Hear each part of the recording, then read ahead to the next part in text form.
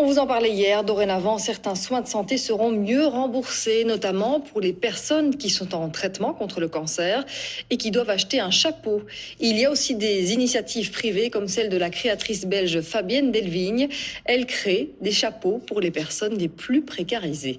Rencontre avec Chantal Monet et Elisabeth Wouters. Entrez, je vous en prie. C'est Louise, je pense. Hein Oui, bonjour, enchantée. Entrez, je vous en prie. Louise a rendez-vous chez Fabienne Delvigne pour une séance d'essayage. Oui, ici c'est long à l'arrière, donc on ne voit rien du tout. La mesure, vous voyez, elle vous convient parce que... Atteinte d'un cancer, la jeune femme a été envoyée par son oncologue. Le temps d'une matinée, Louise se fait chouchouter. Une parenthèse bien-être entre tous ces traitements. La perruque ne m'attirait pas trop, j'ai essayé un petit peu les foulards et bonnets. Je trouve que ça me donnait le sentiment d'être la malade du cancer, en fait. Tandis que le chapeau, c'est un accessoire, de nouveau, je trouve, ludique. Habituée à coiffer les têtes couronnées, Fabienne Delvigne a eu envie d'aider les personnes précarisées.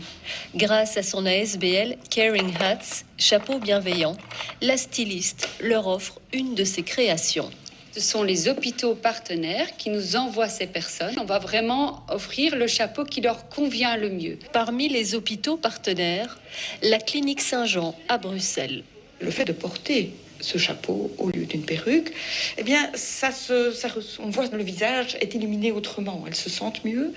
Et au niveau du regard des autres, au lieu d'avoir un regard de pitié ou de peine, tu as perdu ses cheveux. Non, c'est un regard d'étonnement et d'admiration. Louise a finalement choisi cette casquette. Ah, je me sens super bien. Oui, je me sens chanceuse et toute jolie avec le chapeau. Un compagnon de route pour affronter la maladie.